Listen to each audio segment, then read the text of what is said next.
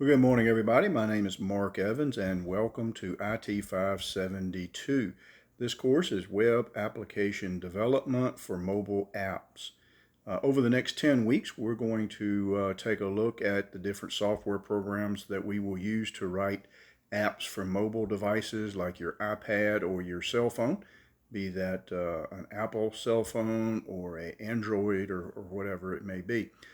We all use our iPhones, no matter which version you use, and we love to use those apps, whether they're weather, whether they're mail, the different ones out there, playing games, all those sorts of things. So we're going to look at how some of those things are developed and put together and have some fun with it. I know that there's a lot of different programs depending on what we're trying to accomplish. As I just did a little bit of a survey of it tonight, I see that we need to know HTML5, Objective-C, .NET if we're doing Microsoft, C++, Visual Basic, and the list just goes on and on in terms of the software programs we would use to develop apps for our phones, iPads, or other mobile devices. So we're going to do a survey of those things and practice a little bit with some of them and see what we can learn. Now, a few housekeeping items since this is our first week of class.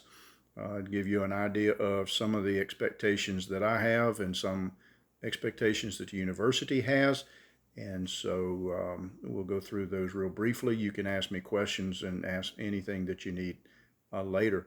Don't forget that, first of all, we're 10 weeks long. We will have a break, I think, at Thanksgiving and right at Christmas, but otherwise we will meet weekly.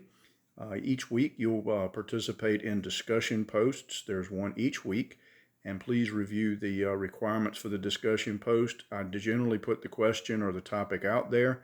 I provide an answer so that you kind of know what we're talking about, and then you respond to that question or topic, and you need to do the first response by Wednesday night. And then after that, you do a second response to either me or to one of your classmates, which is due on Saturday night. Discussion posts then are 10 points, and to get the whole 10 points, you have to have at least 2 posts. And as the notes on the website show, they must be substantial. Just saying something like, hey, good job, or I like what you said, is not considered substantial. So take some time to write a good response to me or the other students or whatever in that case. Keep in mind also that discussion posts cannot be turned in late. They close on Saturday night midnight, the night that they're due, and cannot be reopened. So if you're running late because of work or family, vacation, things like that, at least try to get your discussion posts caught up, and then we can talk about late assignments and stuff at another time. Late work, which is another time now, isn't it? Late work, we'll follow the company policy or the school policy, I should say, on late work. I do allow you to turn work in late, but you only get a couple of weeks or so according to the policy to get everything turned in, and then those things close and you can't do them. Pay particular attention to the midterm exam, because when it closes, I can't get it to open back up because the teacher doesn't have any control of it. Also, the class ends on December 28th at midnight, and that is a Tuesday night, and nothing can be turned in after that time. So we'll be dealing with late work here and there, and we'll go over that more at a later date. But the big thing to keep in mind is your discussion posts cannot be turned in late.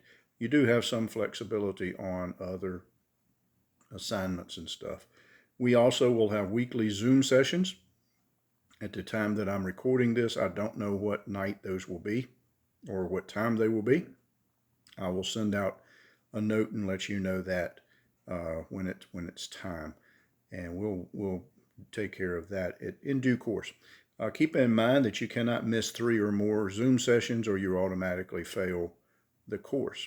If you each of the Zoom sessions are recorded, and if you miss one, you can watch the recording, and I'll give you credit as far as points are concerned.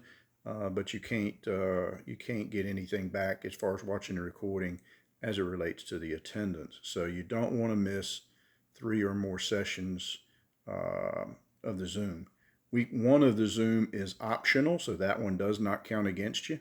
Week 10 is optional, and we will not do a week 10. So you have 9, maybe 8 of the Zoom sessions to do, depending on how your attendance goes with that.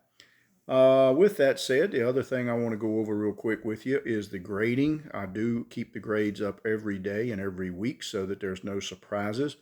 So if you turn in a discussion post, like on a Monday, I will go in and grade it and give you 5 of the 10 points possible.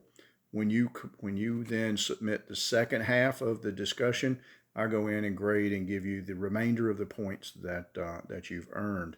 So when a 5 pops up and you're just getting going, don't freak out. That just means I'll give you credit for what you've turned in so far. At the end of the week, I go through and upgrade all the grades, whether you've done them or not. And in some cases, you may see a 0 there. That means you didn't do it, or I don't have it. And so that's a red flag for you to go back and make sure you've got that turned in or done, or to contact me and let's talk about what's going on with that. So fairly straightforward the way we do it. I'll go over all of this the first week of our class when we do our Zoom sessions. But that said, I just wanted to say welcome to the class. I'm looking forward to working with you. I'll see you soon.